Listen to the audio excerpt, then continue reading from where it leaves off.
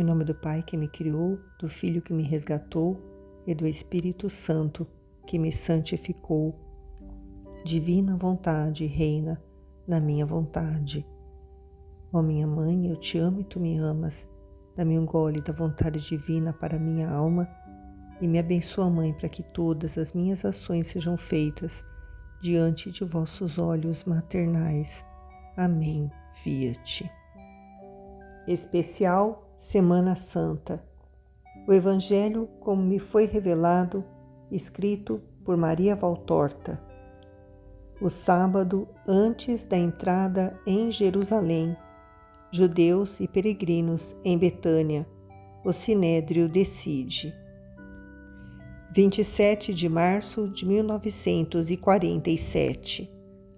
Amor e ódio é que levam muitos dos peregrinos a se reunirem em Jerusalém, e muitos moradores de Jerusalém a irem para Betânia, sem nem esperar que o pôr do sol tenha terminado. Pelo contrário, o sol mal começou a pôr-se, quando os primeiros deles já chegaram à casa de Lázaro. E a Lázaro, que tendo sido chamado pelos servos, ficou admirado por essa violação do sábado, porque os primeiros que chegaram foram justamente os mais conhecidos entre os judeus como intransigentes. Eles dão esta resposta verdadeiramente farisaica. Lá da porta do rebanho já não se via mais o disco do sol, e então começamos a caminhar, pensando que certamente não teríamos passado a meta prescrita antes que o sol descesse atrás das cúpulas do templo. Lázaro tem um sorrisinho irônico em um rosto apático, porque ele está são, está de belo aspecto, mas gordo não está. E lhes responde de um modo educado, mas também com um leve sarcasmo. Que queres ver? O mestre respeita o seu sábado e descansa. Ele não se limita a deixar de ver o disco do sol para considerar que o repouso cessou, mas fica esperando que se apague o último raio para dizer: o sábado terminou. Nós sabemos que ele é perfeito, nós o sabemos, mas se nós erramos, isso é uma razão a mais para vê-lo, só um pouco, apenas para que ele nos absolva. Sinto muito, isso eu não posso fazer. O mestre está cansado e repousa. Eu não irei perturbá-lo. Mas outras pessoas chegam e são peregrinos de outros lugares que estão pedindo e insistindo para verem Jesus.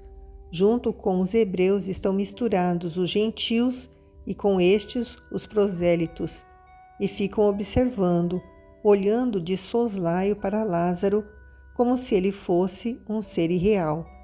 E Lázaro suporta, e vai respondendo com paciência a quem lhe faz perguntas, mas não dá ordem aos servos para abrirem a cancela. És tu o homem que ressuscitou da morte? Pergunta um que pelo aspecto é certamente de um sangue misturado, porque de hebreu só tem o característico nariz um tanto grosso e inclinado, enquanto que o sotaque e o modo de vestir-se o denunciam como estrangeiro. Sou eu, para dar glória a Deus, que me fez voltar da morte e fazer-me servo do seu Messias. Mas foi uma verdadeira morte? Perguntam outros. Pergunta isso àqueles judeus notáveis. Eles vieram aos meus funerais e muitos estiveram presentes à minha ressurreição. Mas que foi que sentiste? Onde estavas? De que é que te lembras? Quando tornastes a viver, que foi que aconteceu em ti? Como foi que ele te ressuscitou? Não se pode ver o sepulcro em que estavas? De que foi que morreste? Estás bem mesmo agora? Não tens mais nem o sinal das feridas? Lázaro, com paciência, vai procurando responder a todos, mas se lhe é fácil dizer que está bom mesmo e que até os sinais das feridas desapareceram em todos esses meses que já passaram, desde que ele ressuscitou, ele não pode dizer o que sentiu e como é que foi ressuscitado, e responde: Eu não sei, achei-me vivo no meu jardim, entre os meus servos e minhas irmãs. Quando me livraram do sudário, eu vi o sol, a luz, tive fome, comi, gozei da vida e do grande amor do Rabi por mim. O resto, mais que eu, sabe não dizer aqueles que estavam presentes. Lá estão 3 que estão falando. E lá mais 2 que acabaram de chegar. Estes últimos são João e Eleazar, sinedritas. Os 3 que estão falando são 2 escribas e um fariseu, que viu de fato a ressurreição de Lázaro, mas dos quais eu não me lembro os nomes. Eles não falam conosco, que somos gentios, e de vós que sois judeus, interrogá-los. Mas tu, pelo menos, mostra-nos o sepulcro onde estiveste. São insistentes a mais não poder. Lázaro resolve decidir-se. Diz qualquer coisa aos servos e depois se volta para as pessoas. Ide por aquela estrada que passa por esta e pela outra minha casa. Eu irei ao vosso encontro para levar-vos até o sepulcro, ainda que o que se pode ver lá seja apenas um buraco aberto numa rocha. Não importa, vamos, vamos. Lázaro, para! Nós também podemos ir? Ou para nós é proibido que se concede a estrangeiros? Diz um escriba. Não, Arquelau, vem tu também. Se para ti não é contaminação aproximar-te de um sepulcro. Não, porque ele não contém a morte, mas a conteve por 4 dias, e por muito menos do que isso já somos reputados impuros em Israel. Aquele que roça suas vestes em alguém que tocou num cadáver, vós dizeis que ele está imundo. E o meu sepulcro ainda exala cheiros de morte, embora esteja aberto há tanto tempo. Não importa, nós nos purificaremos. Lázaro olha para os 2 fariseus, João e Eleazar, e lhes diz: Vós também vindes? Sim, vamos. Lázaro vai logo para o lado cercado com sebes altas e compactas, como uns muros. Abre uma cancela colocada em uma delas e aparece ao lado da estrada que vai para a casa de Simão, fazendo sinal para que os estão esperando, a fim de que vão para a frente. Ele os conduz para o sepulcro. Um roseiral em flor contorna a entrada dele, mas seu perfume não é suficiente para acabar com o mau cheiro que emana de uma tumba aberta. Sobre a rocha inclinada, que está sobre o arco florido, lêem-se estas palavras: Lázaro vem para fora. Os mal-intencionados veem logo aquelas palavras e sem demora dizem: Por que mandastes esculpir lá aquelas palavras? Não devias ter feito? Por quê? Na minha casa eu faço o que eu quero e ninguém pode acusar-me de pecado se eu fiz gravar sobre a rocha para ficarem indestrutíveis as palavras do grito divino que me restituiu a vida. Quando eu estiver lá dentro e não puder mais celebrar o poder misericordioso do Rabi, que o sol ainda as leia sobre a pedra, que as plantas as aprendam dos ventos que acariciam os passarinhos e as flores continuem, por meio de mim, a bendizer o grito do Cristo que me livrou da morte.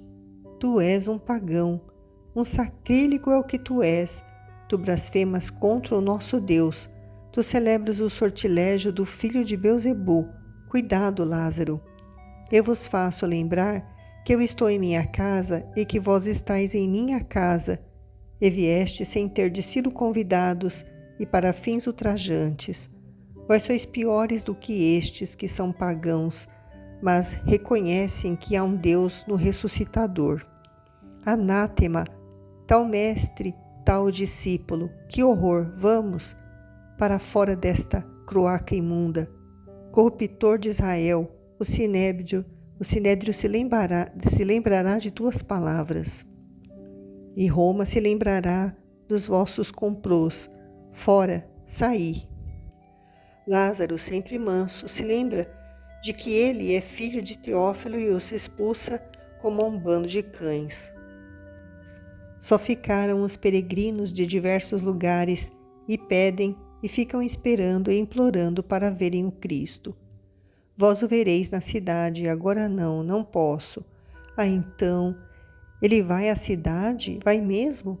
Não estarás mentindo? Irá mesmo, se eles o odeiam tanto? Ele vai. Agora ide tranquilos. Estais vendo como a casa descansa?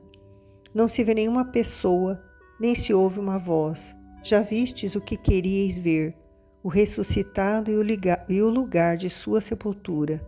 Agora ide, mas não façais que a vossa curiosidade fique estéril, que o fato de já me terdes visto e vivo, prova vivente do poder de Jesus Cristo, o Cordeiro de Deus e Messias Santíssimo, possa levar-vos todos pelo caminho dele. Por essa esperança eu fico contente de ter ressuscitado, porque eu espero que o milagre possa sacudir os duvidosos e converter os pagãos, tornando-os persuadidos de que um só é o verdadeiro Deus e um só é o verdadeiro Messias, é Jesus de Nazaré, o Mestre Santo.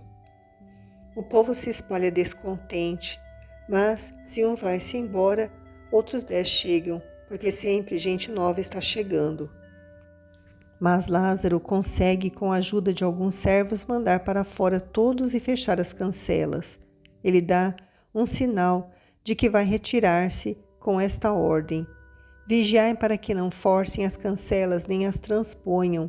Logo chegará a tarde e eles irão para os seus refúgios. Quando vê sair de trás dele, de um matagal de murtas, Eleazar e João: que é isso? Eu não vos tinha visto e achava que... Não nos expulses, escondemo-nos numa moita para não sermos vistos. Precisamos falar com o mestre. Viemos nós porque somos menos suspeitos do que José e Nicodemos, mas não queríamos ser vistos por ninguém, a não ser por ti e pelo mestre. São de confiança os teus servos? Na casa de Lázaro o costume é ver e ouvir somente o que agrada ao patrão e não saber de nada por meio de estranhos. Mas vinde, por este caminho, por entre estas duas paredes de verdura, mais opacas do que um muro. E ele os guia, indo por aquele trilho que está entre as duas barreiras impenetráveis dos buchos e dos loureiros. Ficai aqui, eu vos trarei Jesus. Que ninguém fique sabendo, não temais. A espera dura pouco. Logo pelo caminho meio escuro por causa do cruzamento dos ramos, aparece Jesus, todo de branco, em sua veste de linho, e Lázaro fica no fim do caminho como se fosse um guarda ou por prudência. Mas Eleazar lhe diz, e mais do que dizer, lhe faz um sinal: vem aqui. Lázaro se aproxima enquanto Jesus saúda os dois, que se inclinam profundamente.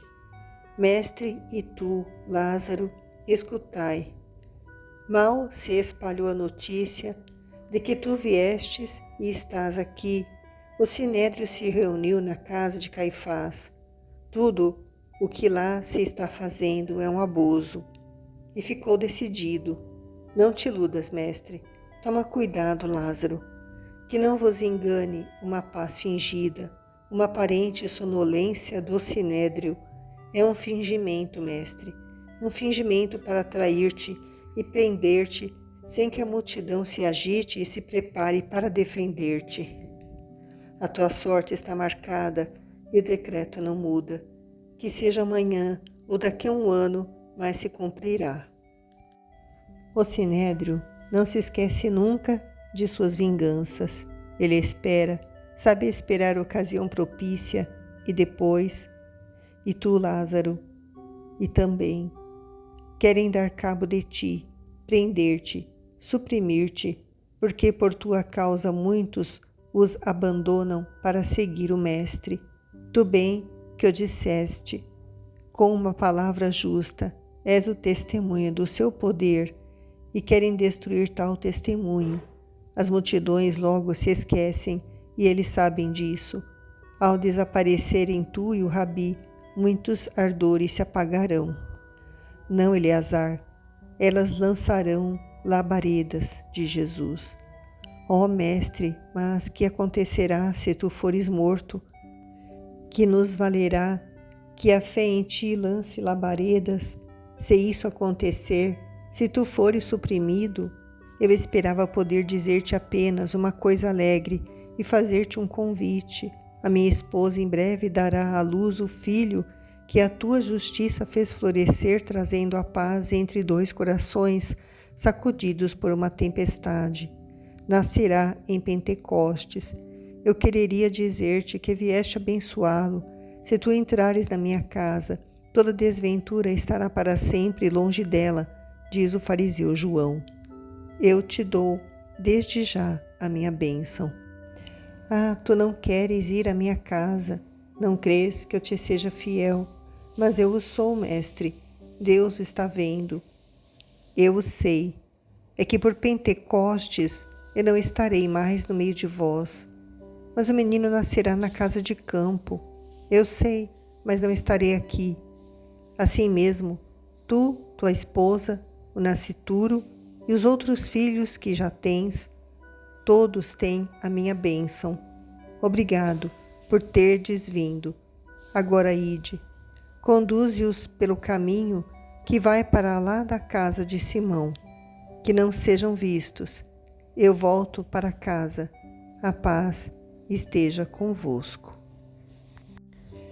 Continua com o sábado antes da entrada em Jerusalém.